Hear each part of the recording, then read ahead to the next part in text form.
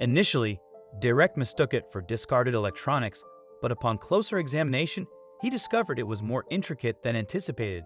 Curiosity mingled with unease as he pondered its purpose. The police response was swift, their disbelief evident upon seeing the device.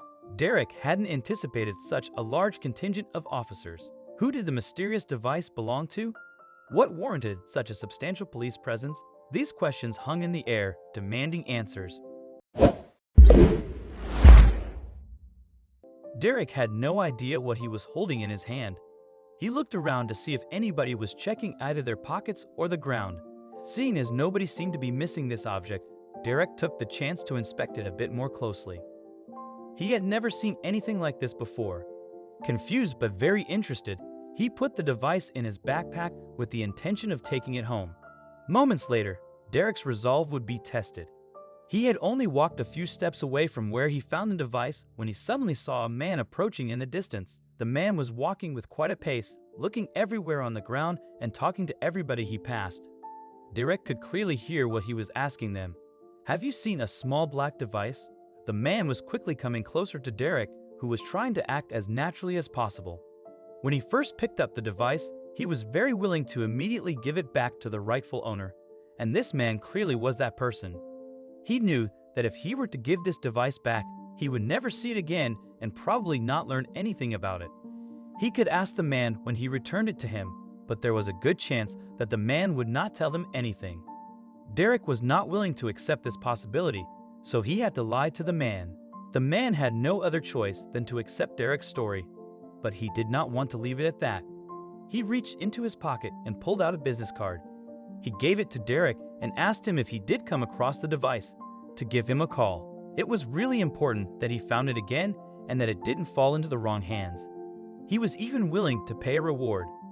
Derek just nodded and smiled, hoping the man would move on. Derek quickly put the business card in his pocket and continued on his way. He rushed back to his house, locking himself in his office when he got home. He did not need his wife, Vanessa, to know what he was up to. He put the device on the table in front of him and now needed to decide how he was going to handle this. Derek stared at the device on his table. His curiosity piqued. It was small, sleek, and unlike anything he'd ever seen.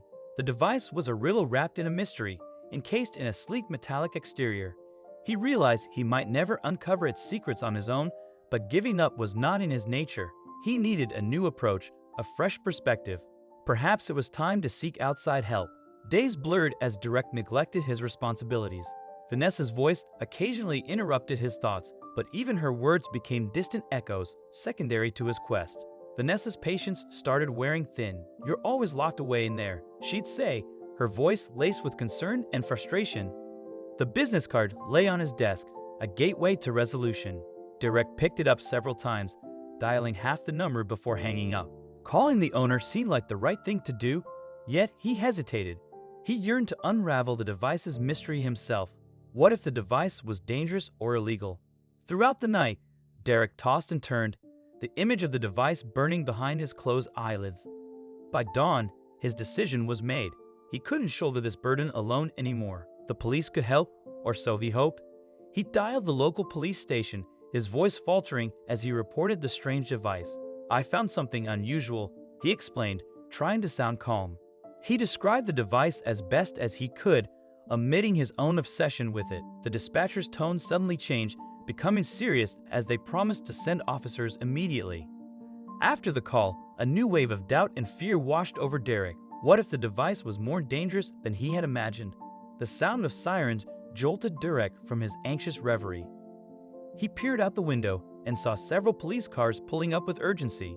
Officers quickly disembarked, their expressions serious and focused.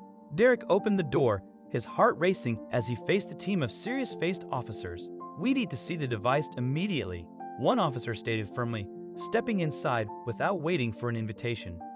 As the officers examined the device and whispered among themselves, the gravity of the situation dawned on Derek. He provided all the information he could, cooperating fully despite his growing unease. He recounted how he found the device, his attempts to open it, and his decision to keep it. As Derek recounted his story, an officer abruptly instructed him to turn around and place his hands behind his back. Confusion and fear collided within him as handcuffs clicked around his wrists. "You're being detained for further questioning," the officer stated. In a small interrogation room, Derek faced the unrelenting gaze of the questioning officers.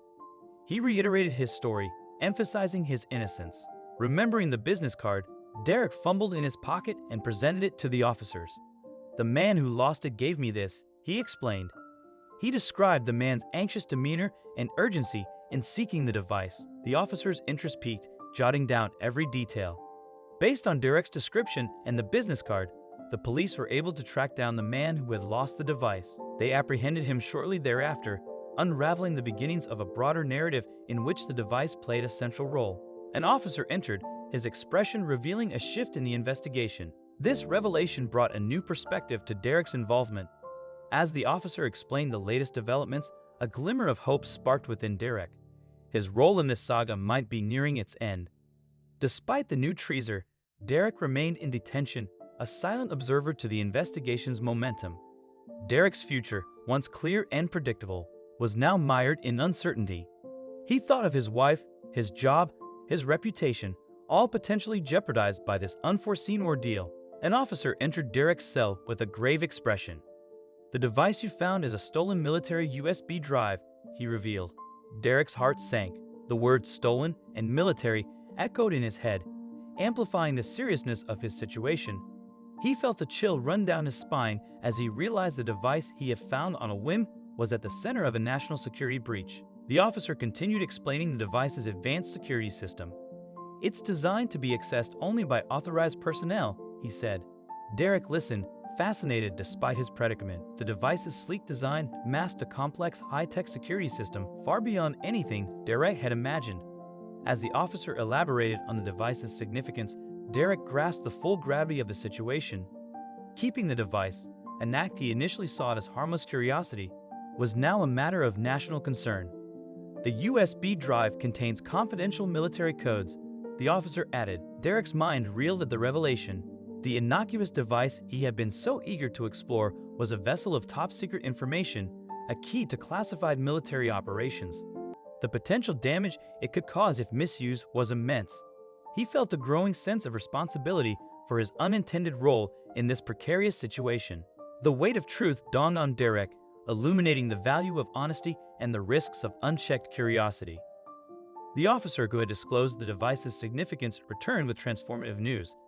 He detailed the apprehension of the real culprit and the pivotal role the device played in a broader security matter. Derek absorbed it all, a whirlwind of emotions swirling within. Relief washed over him, yet he carried the gravity of newfound knowledge.